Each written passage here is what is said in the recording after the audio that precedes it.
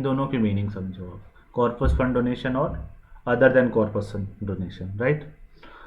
Corpus fund donation क्या होते हैं, ये कॉर्पस फंड डोनेशन होता है कि वो फंड, वो डोनेशन जो किसी स्पेसिफिक पर्पज के लिए एनजीओ को दी गई है, ठीक है। तो ऐसे डोनेशन पे गवर्नमेंट को कोई टैक्स नहीं देनी होती एनजीओज को, राइट। बट ऐसे डोनेशन यहाँ एनजीओज को नहीं मिली तो यहाँ पे हम जीरो लिख देंगे, राइट।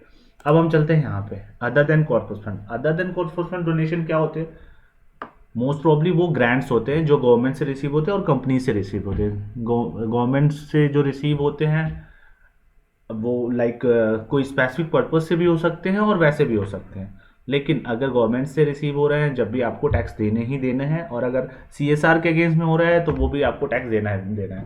सीएसआर क्या होता है वो एक अलग चैप्टर है, अगर आपको रिक्वायरमेंट है तो आप कमेंट्स में लिखें, हम कोशिश करेंगे कि सीएसआर के रिगार्डिंग भी हम एक वीडियो पोस्ट करें, ठीक है।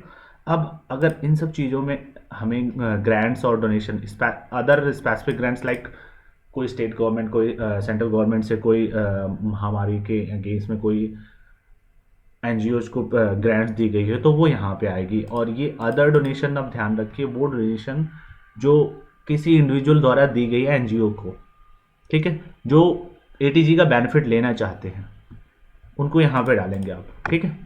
और इन चारों पे टैक्सेबल इनकम से अगर आपकी एवब जाती है income donation, taxable income like 2.5 lakh से अबव जा रही है तो उस पर 5% और 5% पे 4% सेस। इट मीन्स अगर 2.5 लाख से मान लो 4 लाख आपने दिया, ठीक है, सपोज मैंने हर जगह यहाँ पे ज़ीरो कर दिया,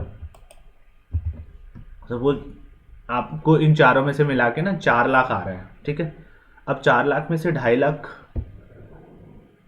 लाख टैक्सेबल इनकम होती है 2.5 लाख से ऊपर, तो 2.5 लाख तक नील है, तो 2.5 लाख लेस कर देंगे हम, बचेगा कितना, 1.5 लाख। तो 1.5 लाख पे आपको 5.4% आपको टैक्स देना होगा। लाइक एक बार एग्जांपल मैं आपको दिखा देता हूँ, हमने मान लो हमने सीएसआर के अगेंस्ट में किसी कंपनी से 4 लाख हमें रिसीव हो गई एनजीओज को, ठीक है। अब हम क्या देखेंगे, 4 लाख पे आपको जो टैक्स देना है वो टोटल 4 लाख पे नहीं देना, क्योंकि इसमें 2.5 लाख नॉन टैक्सेबल है, एग्जेम्प्टेड है 2.5 लाख।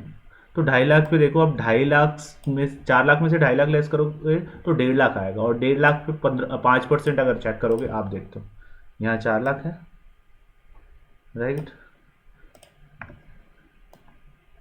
अब यहाँ देखो 7500 रुपये लगे, 7500 क्यों लगे हैं, क्योंकि 2.5 लाख, 4 लाख में से 2.5 लाख लेस हो गए 1.5 लाख, और 1.5 लाख इंटू 5% 7500, और 7500 पे आपको 4% सेस लगे, ये 7800 आ गए। ये आपको मैंने बताया था 5.4 आएंगे, जो 7800 आ रहे हैं।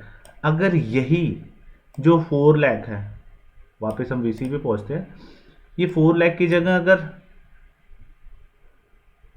2 लाख है तो आप अगर चेक करोगे जैसा मैंने बनाया कि अगर टैक्सेबल इनकम के बिलो टैक्सेबल इनकम है तो आपको कोई टैक्स नहीं देना। वापस हम टीटीआई पे चलते हैं, कोई टैक्स नहीं है, राइट।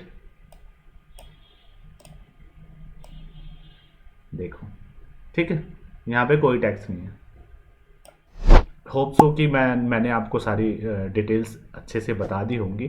फिर भी अगर कोई प्रॉब्लम्स है या कोई इश्यूज़ हैं तो आप कमेंट्स में लिखें और लाइक करना ना भूलें। Thank you.